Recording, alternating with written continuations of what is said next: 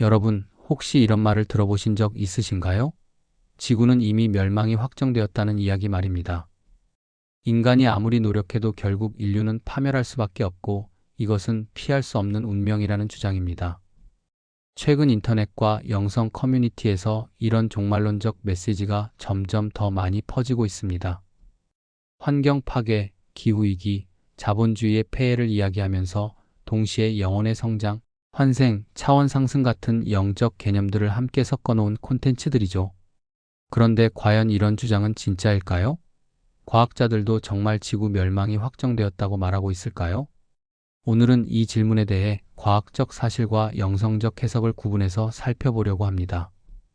요즘 인터넷과 영성 커뮤니티에서 퍼지고 있는 이런 종류의 주장들은 환경위기, 문명 붕괴, 영성, 환생, 영혼 성장론을 모두 결합한 일종의 영적 종말론에 가깝습니다.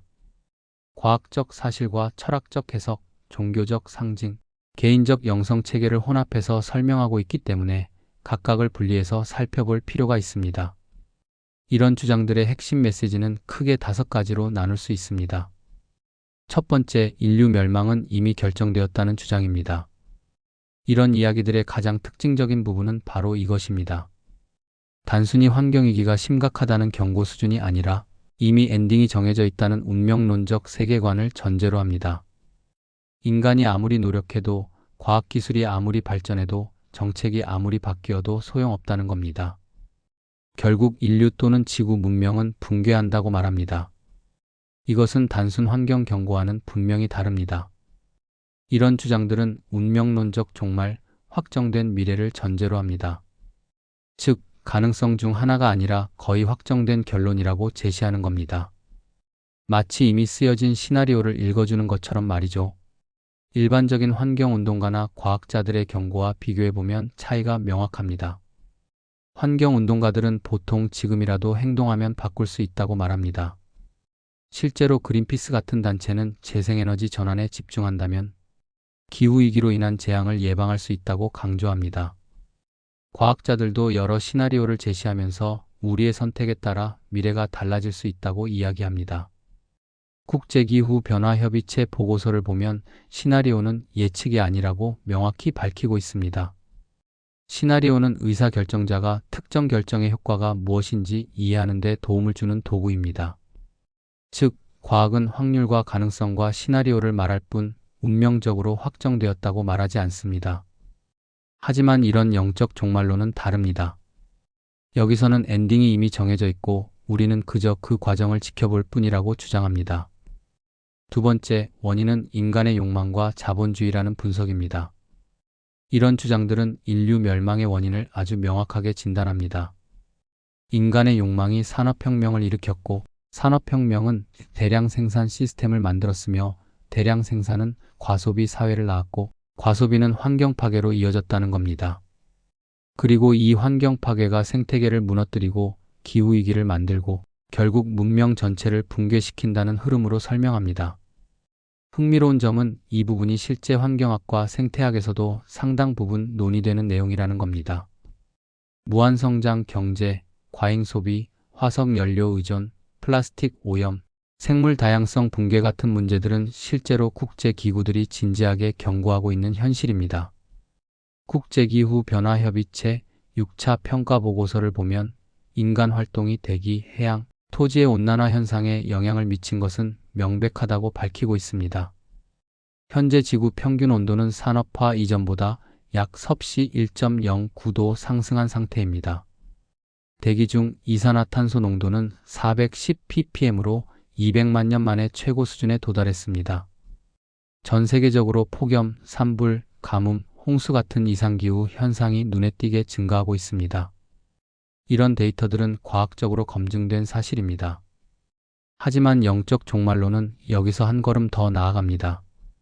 단순히 환경 문제를 지적하는 것을 넘어서 인간의 본성 자체, 특히 욕망과 탐욕을 근본 원인으로 지목합니다. 그리고 이 욕망이 자본주의 시스템과 결합하면서 돌이킬 수 없는 파국을 만들었다고 설명하는 겁니다. 세 번째, 대다수 인간은 이 현실을 외면한다는 진단입니다. 이런 주장들은 사람들의 반응을 이렇게 분석합니다. 설마 망하겠어요? 과학이 해결해 줄 거예요.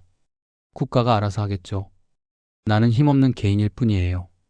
이런 식으로 사람들이 위기를 부정하거나 책임을 회피한다는 겁니다. 놀랍게도 이 부분은 실제 심리학 연구와 상당히 일치합니다. 심리학에서는 이런 현상을 정상성 편향, 정상화 편향이라고 부릅니다. 이것은 재난이나 파괴적 사건의 가능성과 잠재적 영향을 모두 과소평가하는 경향을 말합니다. 전례 없는 위협에 대한 경고를 받았을 때 사람들은 일이 평소처럼 계속될 것이라고 가정하고 상황이 저절로 해결될 것이라고 믿으며 실제보다 혼란이 덜 심각할 것이라고 생각합니다. 재난 심리학 연구에 따르면 긴급 상황에 직면했을 때 사람들의 70에서 80%가 정상성 편향을 보인다고 합니다. 즉시 보호 조치를 취하기보다는 이웃과 확인하고 다른 사람들의 반응을 살피고 추가 확인을 기다리면서 정보를 찾는 단계로 들어갑니다. 이 과정이 귀중한 시간을 소비하게 만듭니다. 왜 이런 일이 벌어질까요? 뇌는 과거 경험을 주요 템플릿으로 사용해서 미래를 예측하도록 설계되어 있습니다.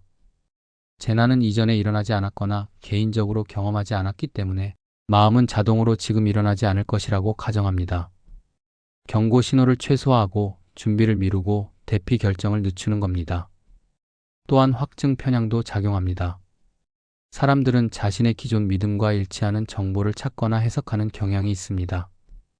기후위기가 심각하다는 증거보다는 괜찮을 거라는 근거를 더 열심히 찾게 되는 겁니다.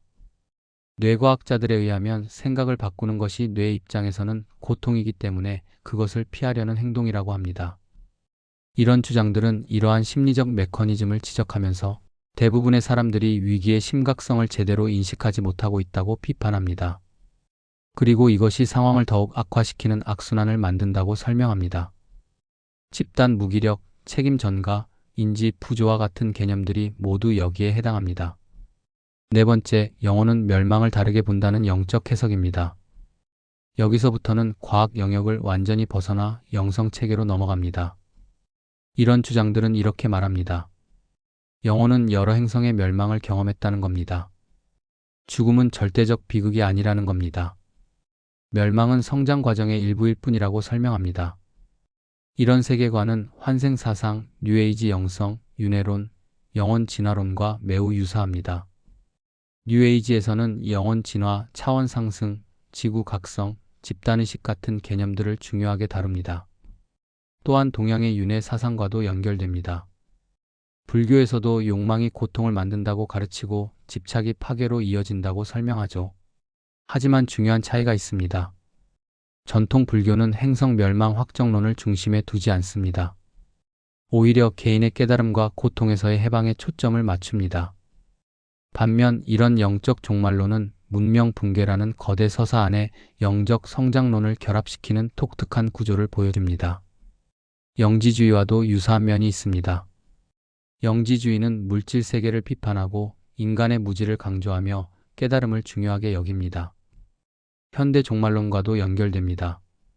기독교, 뉴에이지, 오컬트 분야에서 공통적으로 대전환, 심판, 의식 변화, 문명 붕괴 같은 서사를 자주 사용합니다. 다섯 번째, 영혼에도 성장 단계가 있다는 체계입니다. 이런 주장들은 영혼을 여러 단계로 구분합니다. 베이비 소울, 어린 영혼, 미들 레벨 소울, 중간 영혼, 성숙한 영혼 같은 식으로 말이죠. 그리고 각 단계마다 특징이 다르다고 설명합니다. 어린 영혼은 욕망 중심으로 물질적 욕망에 집중하고 권력과 소유를 추구한다는 겁니다. 중간 영혼은 사회적 성장, 사회적 성취와 인정을 중요하게 여깁니다. 그리고 성숙한 영혼은 조화, 봉사, 영적 성장에 관심을 갖는다고 합니다. 이런 영혼 단계로는 상당히 전형적인 뉴에이지 구조입니다. 특히 최면을 통한 전생 회귀나 환생 연구로 알려진 일부 영성 연구자들, 마이클 뉴턴이나 돌로레스, 캐넌 같은 사람들의 환생, 최면, 계열 영성 체계와 매우 유사합니다. 이런 체계가 흥미로운 이유는 인간 심리를 설명하는 은유로 활용될 수 있기 때문입니다.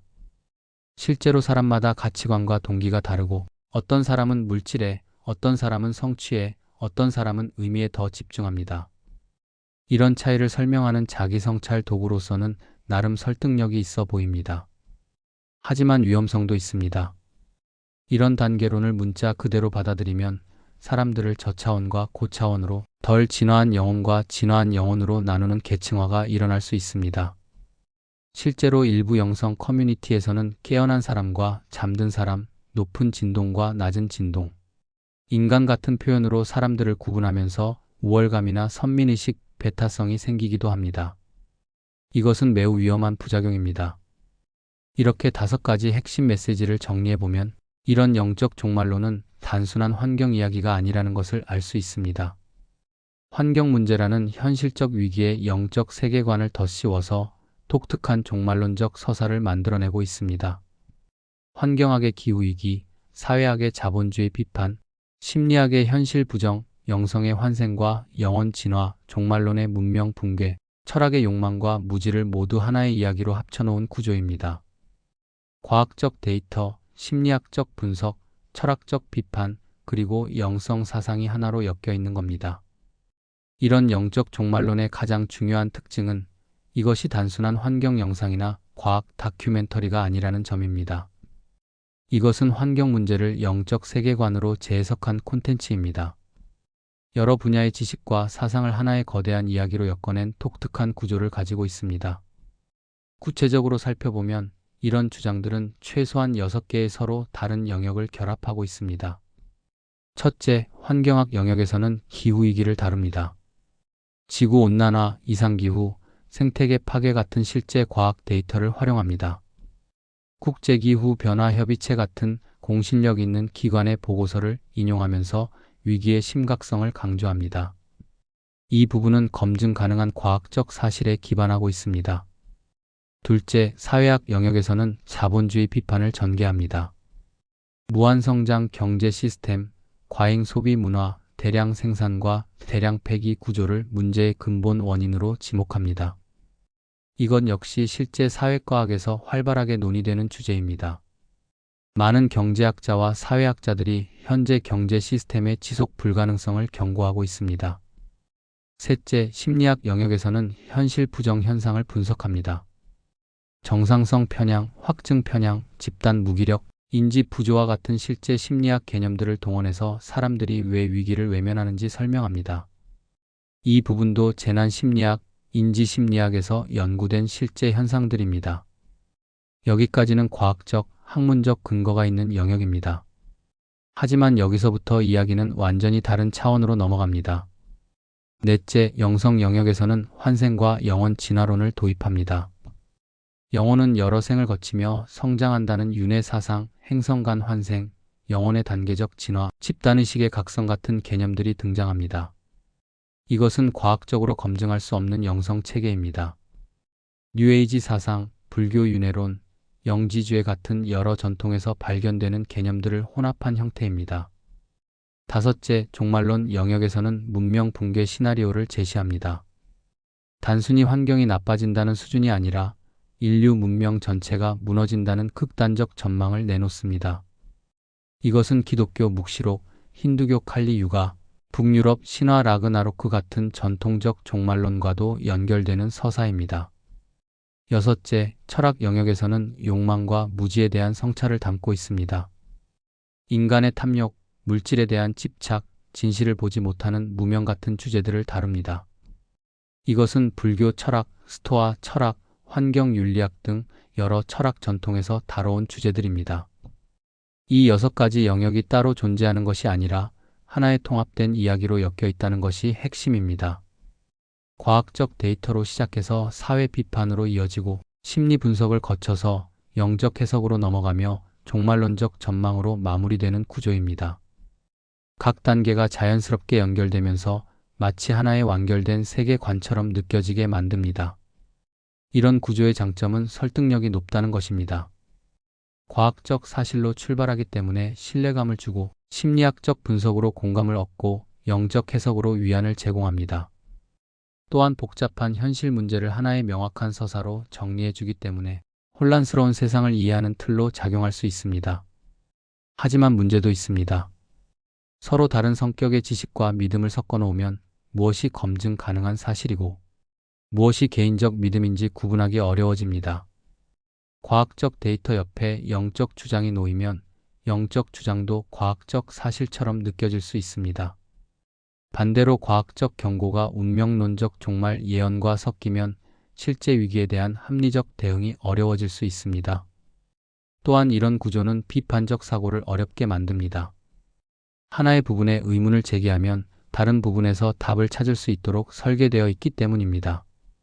과학적 근거를 물으면 영적 차원의 이해를 요구하고 영적 주장의 증거를 물으면 과학적 데이터를 제시하는 식입니다. 이런 순환 구조 속에서는 어느 한 부분을 분리해서 검증하기가 쉽지 않습니다. 결국 이런 영적 종말론은 과학 다큐멘터리도 아니고 순수한 영성 콘텐츠도 아닌 그 중간 어딘가에 위치한 독특한 형태의 서사입니다. 환경위기라는 현실적 문제와 영원 성장이라는 형이상학적 주제를 하나로 엮어서 새로운 종류의 세계관을 제시하고 있는 겁니다. 이것을 이해하려면 각 구성 요소를 분리해서 살펴보고 무엇이 사실이고 무엇이 해석이며 무엇이 믿음인지 구분하는 작업이 반드시 필요합니다. 이런 영적 종말론을 제대로 이해하려면 무엇이 과학적 사실이고 무엇이 검증되지 않은 주장인지 명확하게 구분할 필요가 있습니다.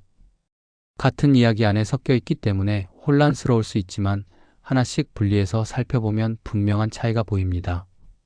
먼저 기후위기에 대해 살펴보겠습니다. 지구온난화와 기후변화는 실제로 일어나고 있는 현상입니다. 이것은 과학적으로 검증된 사실입니다. 국제기후변화협의체는 전 세계 과학자들이 참여해서 작성하는 평가 보고서를 발표하는데 이 보고서는 기후변화에 관한 과학적 근거와 정책 방향을 제시하는 가장 권위 있는 자료로 인정받고 있습니다. 2023년 3월에 승인된 6차 평가 보고서 종합보고서를 보면 인간 활동이 지구 온난화를 초래한 것이 명백하다고 밝히고 있습니다. 현재 지구 평균 온도는 산업화 이전 대비 섭씨 1.09도 상승했습니다. 대기 중 이산화탄소 농도는 410 ppm에 달했는데 이것은 200만 년 만에 최고 수준입니다. 지난 5년 동안의 기온은 1850년 이후 가장 높았습니다. 구체적인 현상들도 관측되고 있습니다. 지구 평균 기온이 상승하고 있고 이상기후 현상이 증가하고 있으며 해수면이 상승하고 있습니다. 산불이 더 자주, 더 크게 발생하고 생물 다양성이 급격히 감소하고 있습니다. 실제로 캘리포니아에서는 폭염으로 대형 산불이 발생해 서울 3배 면적이 불에 탔고 그리스에서는 섭씨 50도를 웃도는 폭염에 일주일 동안 154곳에서 산불이 발생했습니다. 생태계 붕괴 가능성도 실제 과학자들이 경고하고 있는 문제입니다. 생태계 임계점, 티핑 포인트라는 개념이 있습니다. 이것은 시스템이 특정 지점을 넘어서면 되돌릴 수 없는 급격한 변화가 일어난다는 의미입니다. 과학자들은 푸쿠 케빙 소실, 아마존 열대우림 파괴, 그린란드 빙상 붕괴 같은 여러 임계점들이 서로 연결되어 있어서 하나가 무너지면 연쇄 반응이 일어날 수 있다고 경고합니다. 대멸종 가능성도 논의되고 있습니다. 지구 역사상 5번의 대멸종이 있었는데 현재 6번째 대멸종이 진행 중이라는 주장이 있습니다. 차이점은 이전 대멸종들은 자연현상이었지만 지금은 인간 활동이 주요 원인이라는 점입니다. 국제자연보전연맹의 적색 목록을 보면 수많은 종들이 멸종 위기에 처해 있습니다. 식량 시스템 위기도 실제 문제입니다. 기후변화로 인해 농업 생산성이 떨어지고 토양이 황폐화되고 물 부족이 심화되면서 식량 안보가 위협받고 있습니다. 국제기구들은 21세기 중반까지 식량 위기가 심각해질 수 있다고 경고합니다. 인간의 과소비 문제는 환경경제학의 핵심 주제 중 하나입니다. 현재 인류는 지구가 재생할 수 있는 자원보다 더 많이 소비하고 있습니다. 전 세계 인구가 선진국 수준으로 소비한다면 지구가 여러 개 필요하다는 계산도 나옵니다. 초과 소비, 탄소 배출, 무한 성장 경제 시스템에 대한 비판은 학계에서 광범위하게 논의되고 있습니다. 토양 황폐화 문제도 심각합니다. UN 식량농업기구에 따르면 전 세계 토양의 3분의 1이 이미 황폐화되었습니다. 토양이 죽으면 식량 생산 자체가 어려워집니다. 해양 오염도 마찬가지입니다. 미세 플라스틱이 바다 생태계 전체에 퍼져 있고 해양 산성화로 산호초가 죽어가고 있습니다. 자원 고갈도 현실적인 문제입니다. 히토류, 담수, 화석 연료 같은 핵심 자원들이 점점 부족해지고 있습니다. 이 모든 것들은 과학적으로 검증 가능한 데이터에 기반한 문제들입니다. 관측할 수 있고 측정할 수 있고 예측 모델을 만들 수 있는 영역입니다. 국제기구들과 과학자들이 진지하게 연구하고 경고하고 있는 실제 위기입니다. 하지만 여기서부터는 이야기가 완전히 달라집니다. 다음 주장들은 과학적 증거가 없습니다. 첫째, 인류 멸망은 확정되었다는 주장입니다. 이것은 과학이 말하는 방식이 아닙니다. 과학은 가능성, 시나리오, 확률을 말합니다. 국제기후변화협의체 보고서를 보면 여러 시나리오를 제시합니다. 각국이 온실가스 감축 목표를 이행하지 않으면 2100년까지 지구 평균 온도 상승폭이 섭씨 2.8도에 달할 것이라는 전망도 있습니다. 하지만 이것도 시나리오일 뿐입니다. 중요한 것은 시나리오는 예측이 아니라는 점입니다. 과학자들은 이것을 명확히 밝히고 있습니다. 시나리오는 의사결정자가 특정 결정의 효과가 무엇인지 이해하는 데 도움을 주는 도구입니다. 즉, 우리가 어떤 선택을 하느냐에 따라 미래가 달라질 수 있다는 겁니다. 운명적으로 확정되었다는 말과는 정반대입니다. 실제로 그린피스 같은 환경단체는 지구상 전력의 약 60%를 생산하는 화석 연료를 태양광, 풍력, 수력으로 대표되는 재생에너지로 대체하고 배터리, 그린 수소 등 에너지 저장 장치와 저탄소 정책 등을 활용한다면 기후위기로 인한 재앙을 예방하는 것이 가능하다고 말합니다. 과학자들도 심층적이고 지속적인 배출량 감축을 달성한다면 모두에게 살기 좋고 지속 가능한 미래를 확보할 수 있다고 강조합니다. 즉, 과학은 확정된 멸망을 말하지 않습니다. 위험을 경고하고 행동의 긴급성을 강조하지만 동시에 변화의 가능성도 제시합니다. 운명론적 종말과는 근본적으로 다른 접근입니다. 둘째, 영혼들이 행성 멸망을 반복 경험했다는 주장입니다.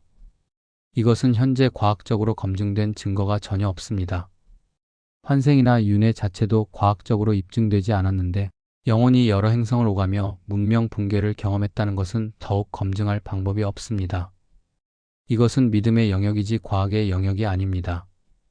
셋째, 소울필드라는 개념입니다. 이것은 뉴에이지 영성 개념에 가깝습니다.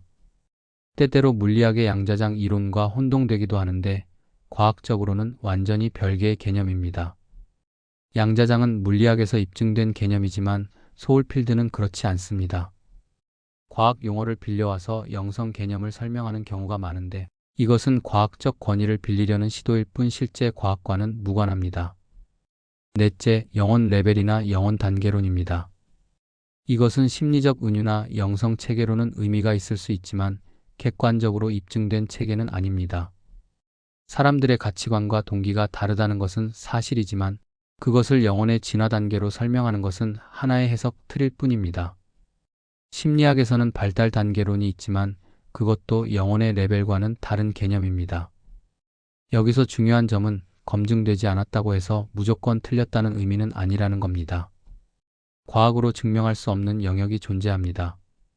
의미, 목적, 영성, 주관적 경험 같은 것들은 과학의 도구로 측정하기 어렵습니다. 문제는 검증 가능한 것과 검증 불가능한 것을 구분하지 않고 섞어서 제시할 때 발생합니다. 과학적 데이터 옆에 영적 주장을 나란히 놓으면 영적 주장도 과학적 사실처럼 보일 수 있습니다. 기후위기라는 실제 문제와 영혼 진화론이라는 영성 체계가 하나의 서사로 엮이면 사람들은 둘 다 같은 수준의 진실이라고 받아들이기 쉽습니다. 하지만 실제로는 완전히 다른 성격의 정보입니다. 결론적으로 환경위기는 실제 문제입니다. 과학적 데이터가 뒷받침하고 현실에서 관측되는 현상입니다. 하지만 지구 멸망이 확정되었다는 것은 과학적 사실이 아닙니다. 영혼 단계론 역시 검증된 이론이 아니라 특정 영성 체계의 믿음입니다. 이 구분을 명확히 하는 것이 중요합니다.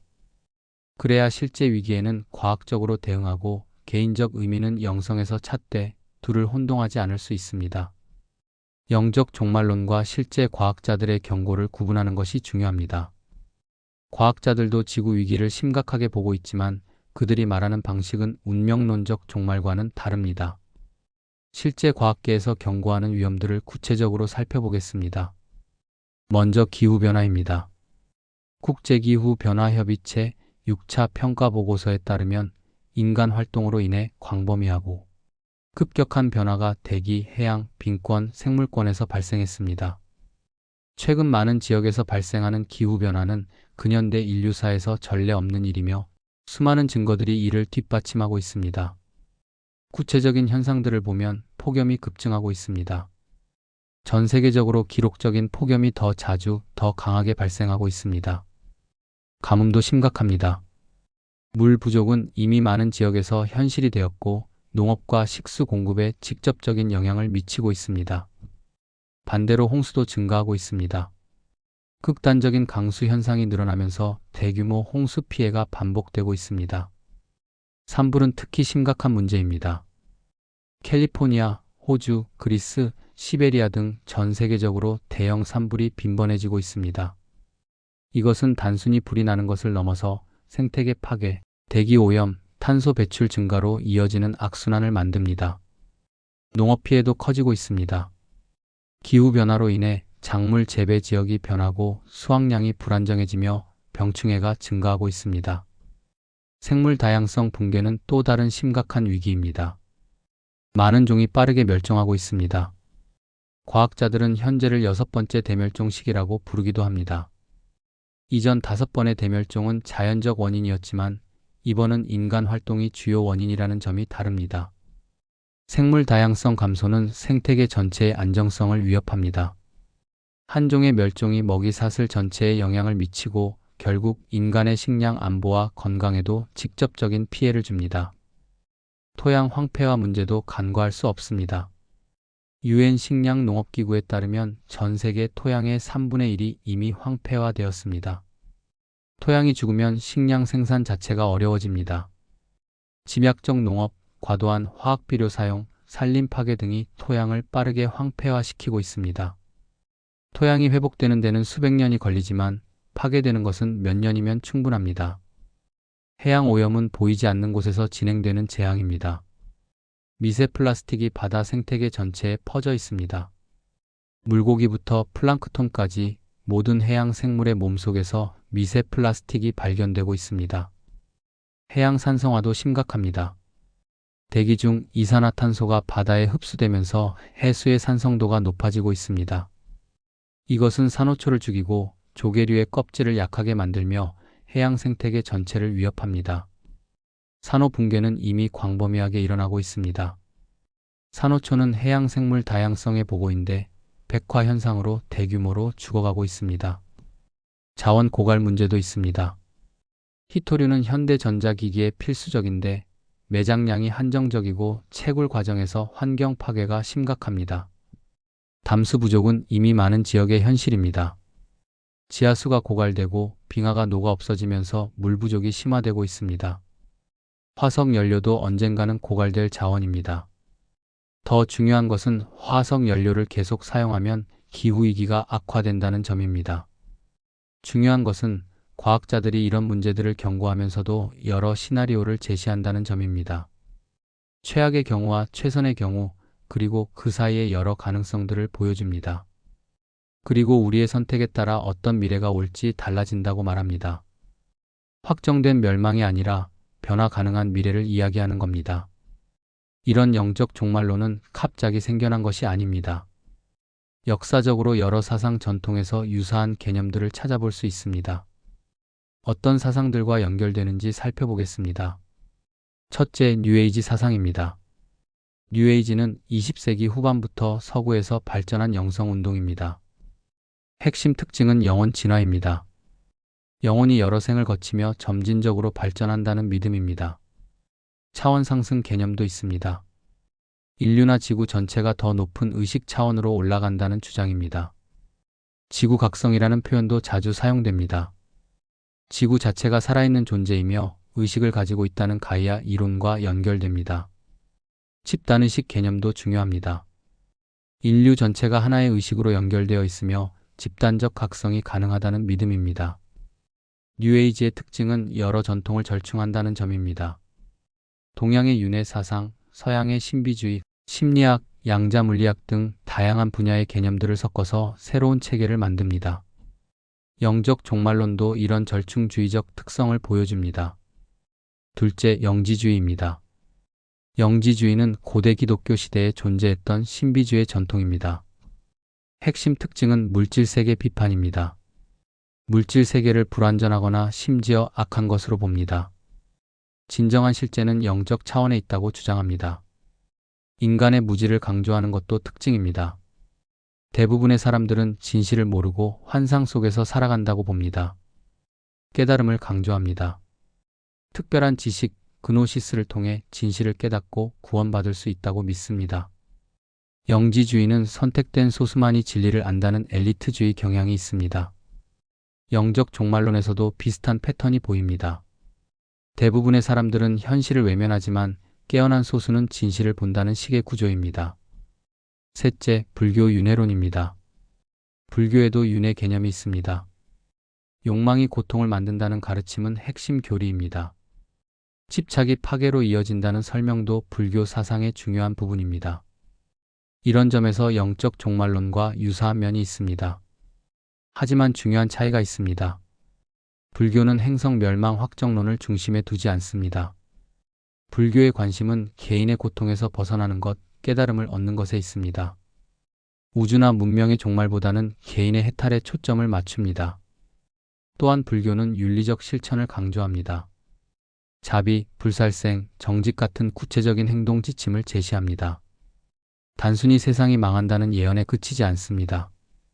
넷째, 현대 종말론입니다. 종말론은 여러 종교 전통에서 찾아볼 수 있습니다. 기독교의 묵시록, 이슬람의 키야마, 힌두교의 칼리 유가, 북유럽 신화의 라그나로크 등 다양한 형태가 있습니다.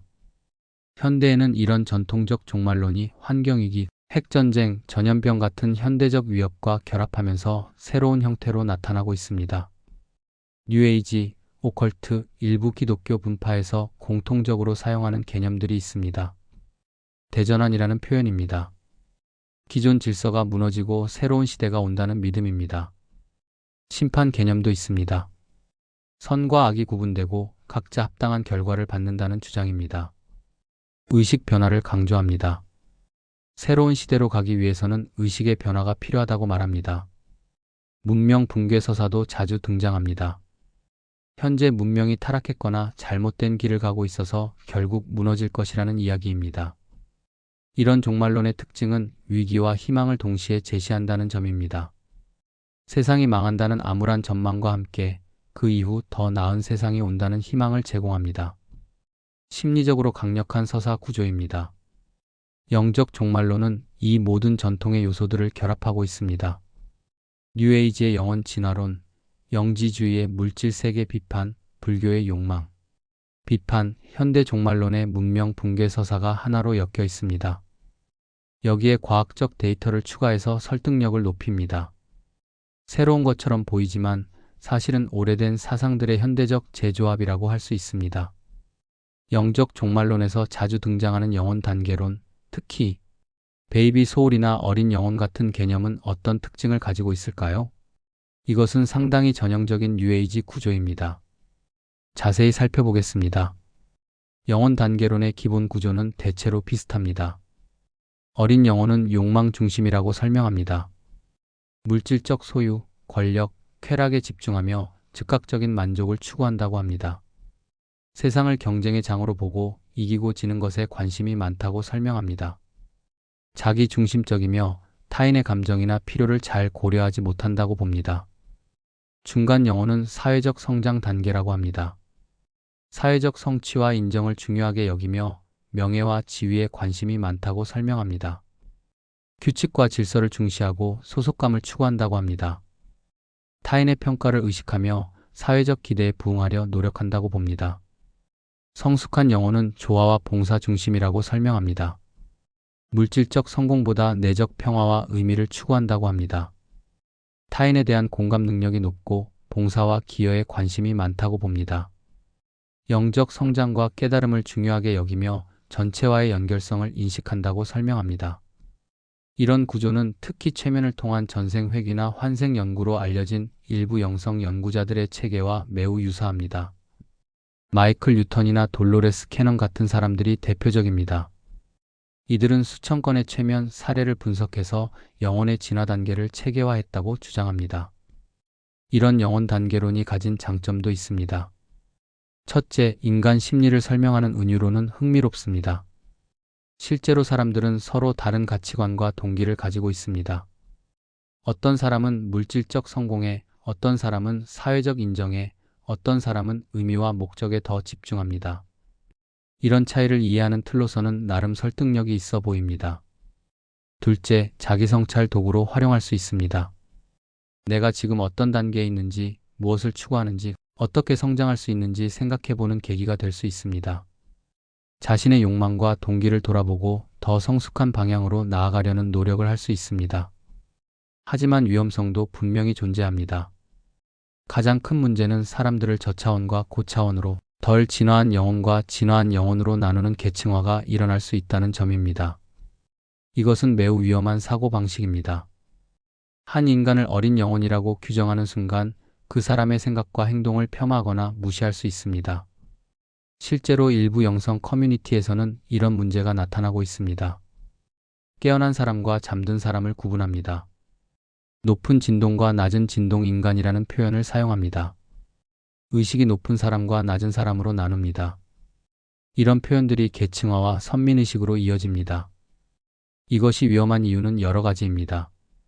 첫째, 우월감을 조장합니다.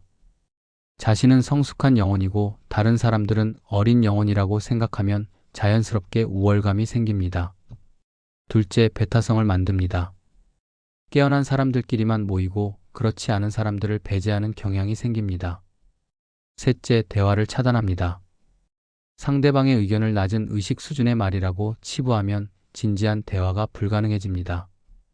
넷째, 책임 회피로 이어질 수 있습니다. 세상이 나빠지는 것은 어린 영혼들 때문이라고 생각하면 자신의 책임을 돌아보지 않게 됩니다. 다섯째, 공감 능력을 떨어뜨립니다.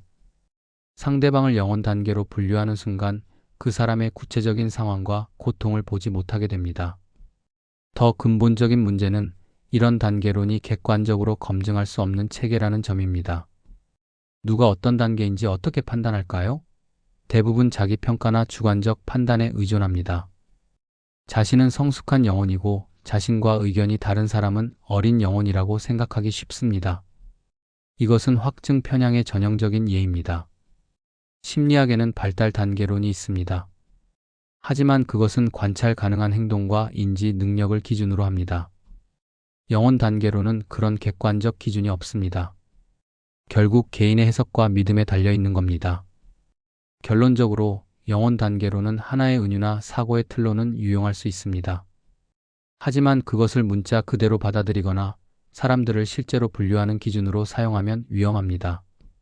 특히 자신은 높은 단계이고 다른 사람들은 낮은 단계라는 생각은 오만과 편견으로 이어질 가능성이 큽니다. 영적 성장을 추구하면서 동시에 겸손과 공감을 잃어버리는 모순에 빠질 수 있습니다.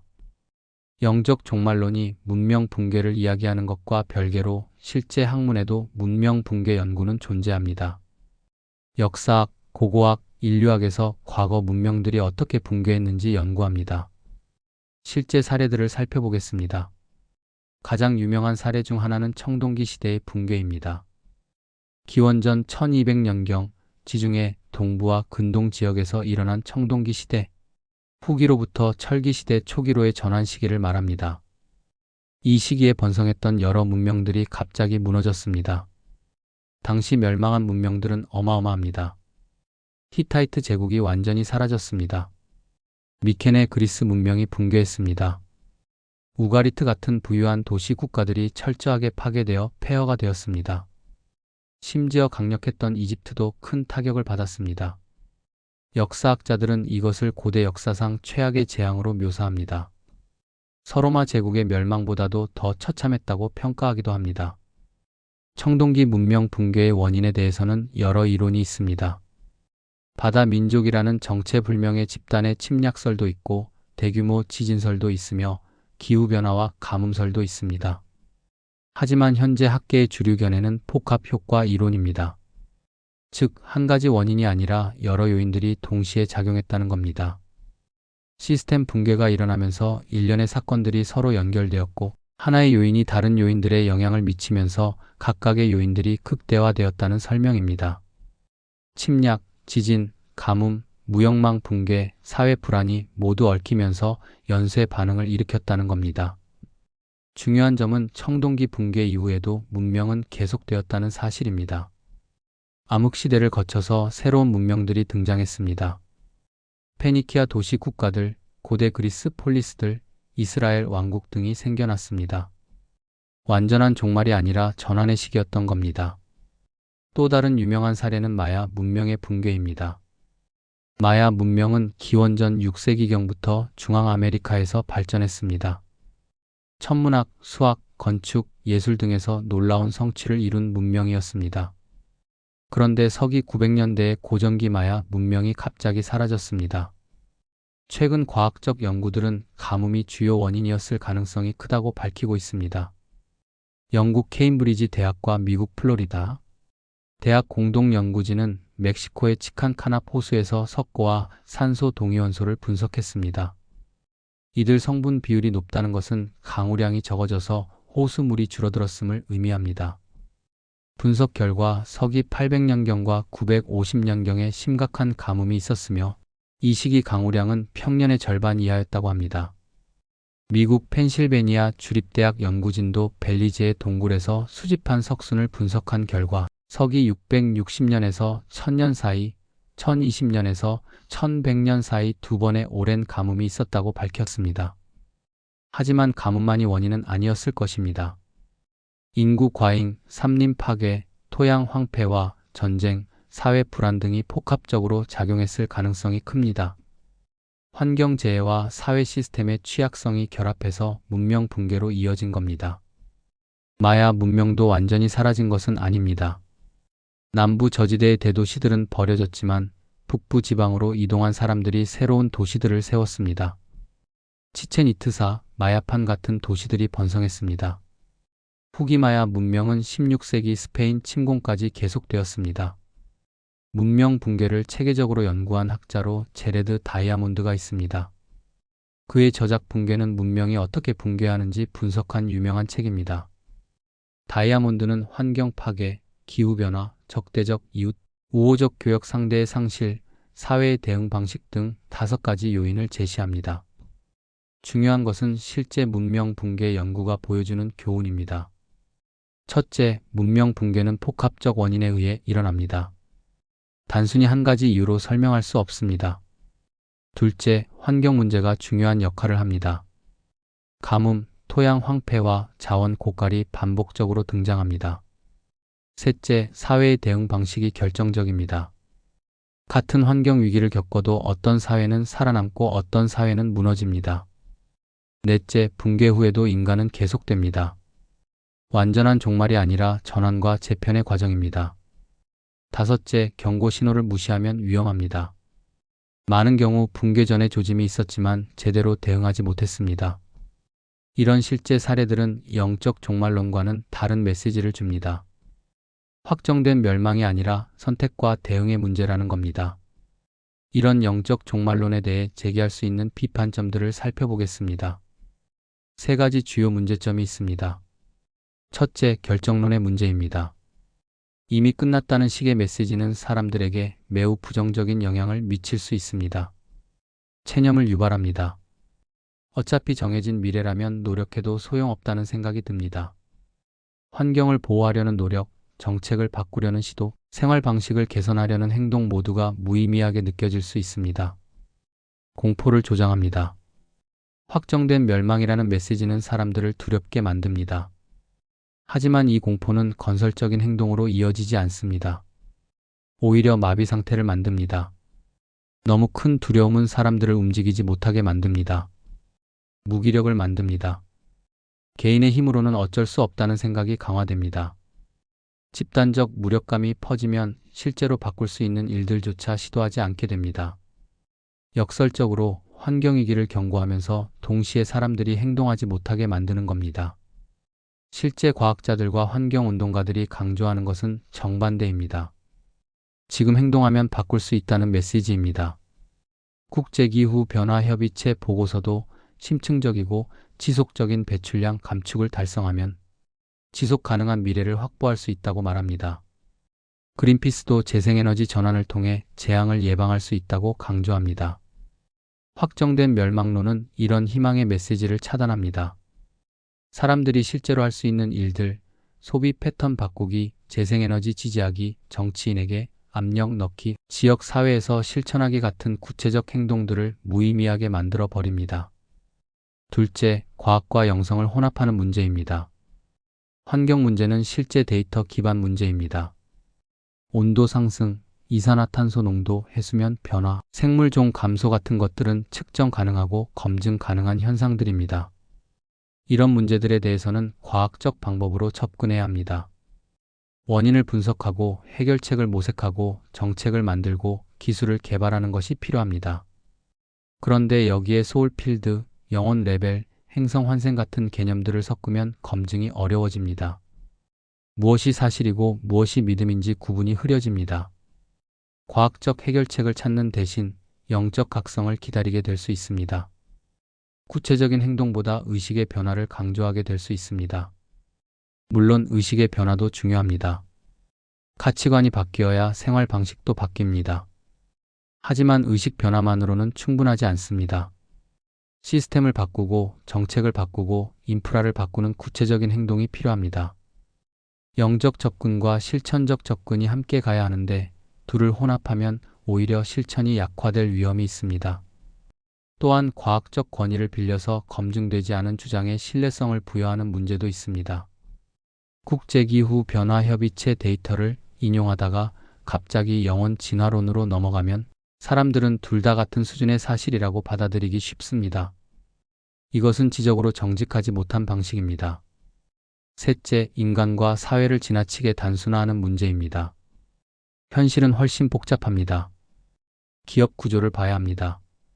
기업들이 어떻게 운영되는지, 어떤 인센티브 구조를 가지고 있는지, 어떻게 규제할 수 있는지 구체적으로 살펴봐야 합니다. 국제 정치도 중요합니다.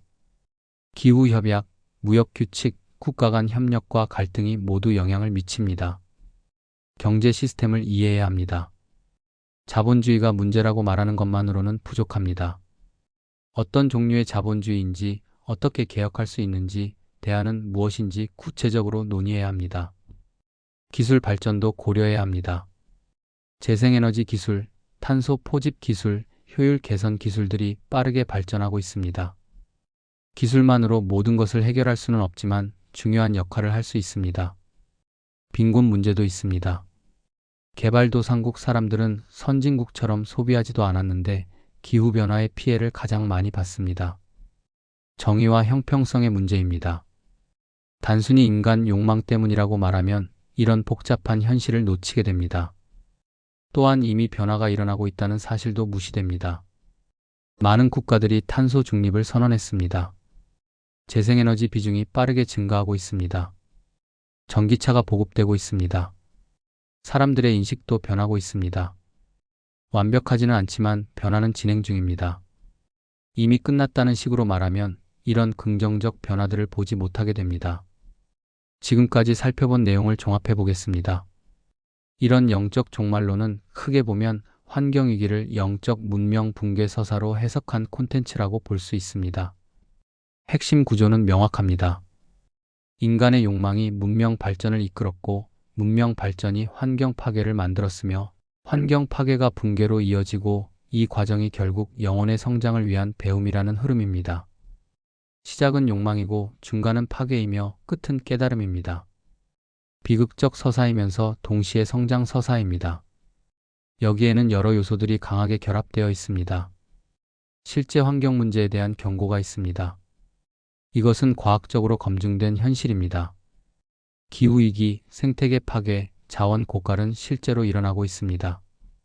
인간 욕망에 대한 철학적 비판도 있습니다. 탐욕, 집착, 무지에 대한 성찰은 여러 철학 전통에서 다뤄온 중요한 주제입니다. 뉴에이지 영성이 포함되어 있습니다. 영혼 진화, 차원 상승, 집단의식 같은 개념들입니다. 환생사상이 들어가 있습니다. 여러 생을 거치며 배우고 성장한다는 윤회론입니다. 종말론도 결합되어 있습니다. 현 문명의 붕괴와 새로운 시대의 도래라는 서사입니다. 이 모든 것이 하나의 통합된 이야기로 엮여 있다는 것이 특징입니다. 각 요소가 독립적으로 존재하는 것이 아니라 서로를 강화하고 지지하는 구조입니다. 과학적 데이터가 영적 해석의 근거가 되고 영적 해석이 과학적 경고의 의미를 부여합니다. 하지만 가장 중요한 점은 구분을 하는 것입니다. 무엇이 사실이고 무엇이 해석인지, 무엇이 검증 가능하고 무엇이 믿음인지 명확히 해야 합니다. 환경위기는 실제 문제입니다. 이것은 부정할 수 없는 과학적 사실입니다.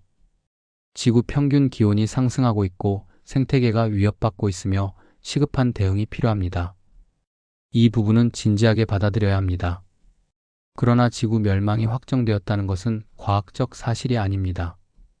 이것은 하나의 해석이며 더 정확하게는 운명론적 믿음입니다. 과학은 여러 시나리오를 제시하며 우리의 선택에 따라 미래가 달라질 수 있다고 말합니다. 희망의 여지가 있습니다. 행동할 이유가 있습니다. 영혼 단계론 역시 검증된 이론이 아니라 영성 체계입니다. 자기 성찰의 도구로 활용할 수는 있지만 문자 그대로의 진실로 받아들이거나 사람들을 분류하는 기준으로 사용하면 위험합니다. 겸손과 공감을 잃지 않는 것이 중요합니다. 그렇다면 우리는 어떻게 이런 주장들을 받아들여야 할까요? 몇 가지 제안을 드리고 싶습니다. 첫째, 비판적 사고를 유지하십시오. 어떤 주장을 들었을 때 그것이 검증 가능한 사실인지, 하나의 해석인지, 개인적 믿음인지 구분하려고 노력하십시오. 출처를 확인하고 다른 관점도 찾아보고 성급하게 결론 내리지 마십시오. 둘째, 환경 문제를 진지하게 받아들이되 절망하지는 마십시오. 위기는 실제입니다. 하지만 확정된 멸망이 아닙니다. 변화는 가능합니다. 실제로 많은 긍정적인 변화들이 일어나고 있습니다. 여러분도 그 변화의 일부가 될 수 있습니다. 셋째, 구체적인 행동에 집중하십시오. 의식의 변화도 중요하지만 실천이 뒤따라야 합니다. 에너지를 절약하고 재생에너지를 지지하고 지속 가능한 소비를 하고 환경 정책을 지지하는 정치인을 뽑고 지역 사회에서 변화를 만드십시오. 작은 행동들이 모이면 큰 변화가 됩니다. 넷째, 영성과 과학을 분리하십시오. 영적 성찰은 의미 있는 일입니다. 자신의 욕망을 돌아보고 더 깊은 가치를 추구하고 내면의 평화를 찾는 것은 중요합니다. 하지만 그것을 과학적 사실과 섞지 마십시오. 영성은 영성으로, 과학은 과학으로 존중하십시오. 다섯째, 우월감과 선민의식을 경계하십시오. 자신이 진실을 알고 다른 사람들은 모른다는 생각, 자신은 깨어났고 다른 사람들은 잠들었다는 생각은 위험합니다. 겸손하게 배우고 열린 마음으로 대화하고 다른 사람들을 존중하십시오. 여섯째, 복잡성을 인정하십시오. 세상은 단순하지 않습니다. 인간 욕망만으로 모든 것을 설명할 수 없습니다. 시스템, 구조, 역사, 정치, 경제가 모두 얽혀 있습니다. 쉬운 답을 의심하고 복잡한 현실을 이해하려고 노력하십시오. 일곱째, 균형을 찾으십시오. 너무 낙관적이어서 문제를 무시해서도 안 되고 너무 비관적이어서 희망을 잃어서도 안 됩니다. 현실을 직시하면서도 가능성을 믿으십시오. 위기를 인정하면서도 행동하십시오. 마지막으로 대화를 계속하십시오. 의견이 다른 사람들과도 대화하십시오. 과학자들의 말을 들으십시오. 환경운동가들의 이야기를 들으십시오. 다른 문화와 전통의 지혜도 배우십시오. 하나의 서사에 갇히지 말고 여러 관점을 통합하십시오. 지구의 미래는 확정되지 않았습니다. 우리의 선택에 달려 있습니다. 절망할 이유도 없고 안심할 이유도 없습니다. 지금 이 순간 우리가 무엇을 하느냐가 중요합니다. 과학을 존중하고 영성을 소중히 여기며 현실적으로 행동하십시오. 그것이 이 복잡한 시대를 살아가는 지혜일 것입니다. 오늘은 여기까지입니다. 시청해주셔서 감사합니다. 구독, 좋아요, 알림 설정은 큰 힘이 됩니다.